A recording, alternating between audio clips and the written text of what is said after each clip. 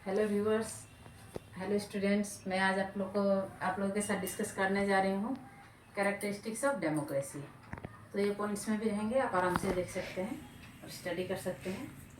तो पहले कैरेक्टरिस्टिक्स हम डिस्कस करने जा रहे हैं। हमारे इंडियन डेमोक्रेसी का सबसे पहले है कि इंडिपेंडेंट जुडिशरी है हमारे यहाँ पे। इंडिपेंडेंट जुडिशरी मतलब हमारे जो कानून व्यवस्था है वो पॉलिटिकली इन्फ्लुएंस नहीं होते हैं, राजनीति से प्रेरित नहीं होते हैं। यहाँ पे जो हमारे जो भी डिसीजन लिए जाते हैं कानूनी, वो अपने इंडिपेंडेंटली वो लोग ले सकते हैं और कुछ कानून बना सकते हैं और मॉडिफाइड भी करते हैं कानून को थ्रू जुडिशियल रिव्यू।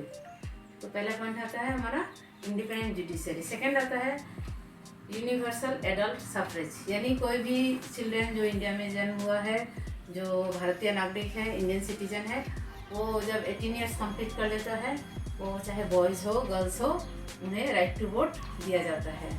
वो अपना वोट कास्ट कर सकते हैं जब भी एमएलएस एमपीस के इलेक्शन हो या लोकल इलेक्शंस हो, तो उसमें पार्टिसिपेट कर सकते हैं। उसके बाद आता है हमारे यहाँ पे सिस्टम है फ्री एंड फेयर इलेक्शन की। इलेक्शन जो होता है वो फ्री एंड फेयर होता है, किसी का बाउंड्रीज नहीं है आप किसको वोट दे रहे हैं, आपको बताना भी जरूरी नहीं है आप किसको वोट दे रहे हैं।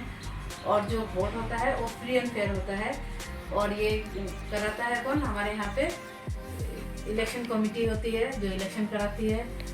और इलेक्शन के थ्रू जो कानूनी व्यवस्था है वो बहुत अच्छे तरह से मेंटेन किया जाता है, ताकि लोगों को अपने हिसाब से वोट देने में कोई प्रॉब्लम ना हो। उसके बाद आता है मल्टी पार्टी सिस्टम। हमारे यहाँ पे मल्टी पार्टी सिस्टम है इंडियन डेमोक्रेसी में, क्योंकि हमारे यहाँ पे रीजनल बेसिस पे पार्टीज होती हैं, उसके बाद स्टेट लेवल पे होती हैं, उसके बाद से जो हमारे कंट्री पे लेवल पे होती है। तो हमारे इंडियन कंट्री में जैसे बीजेपी कांग्रेस है, वो ऑल इंडिया बेसिस पे हर जगह से वो लोग इलेक्शन में पार्टिसिपेट करते हैं। उसके बाद हमारे रीजनल पार्टीज है जो स्टेट लेवल पे करती है, जैसे कि हमारे असम में हो गया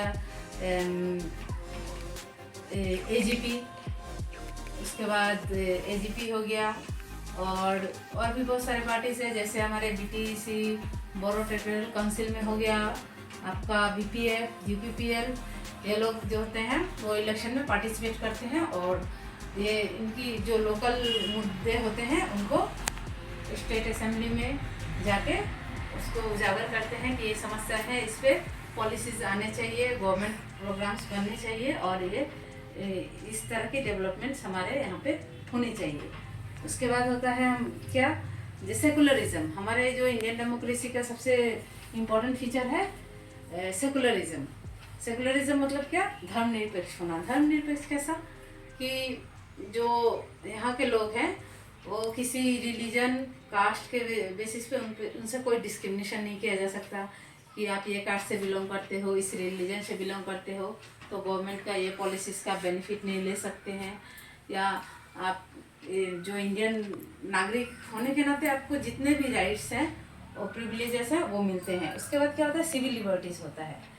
सिविल लिबर्टीज़ मतलब क्या? हमारे जो फंडामेंटल राइट्स है वो हम राइट टू स्पीच, एक्सप्रेशन, और उसके बाद ऑर्गेनाइज होना, तो ये हम कर सकते हैं।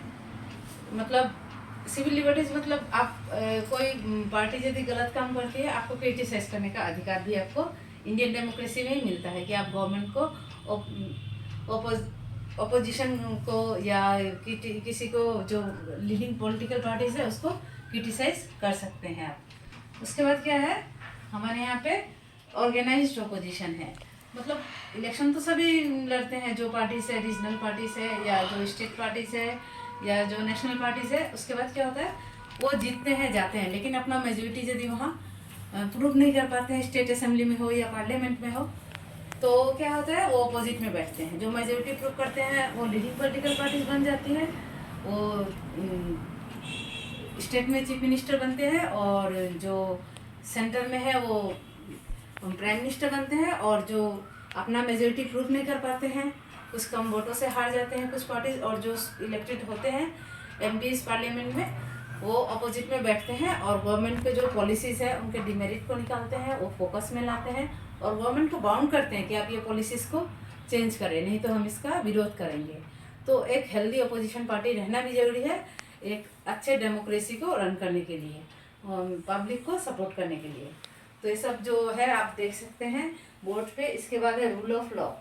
हमारे इंडियन डेमोक्रेसी में एक रूल ऑफ लॉ मतलब कानून ही सर्वोपरि है।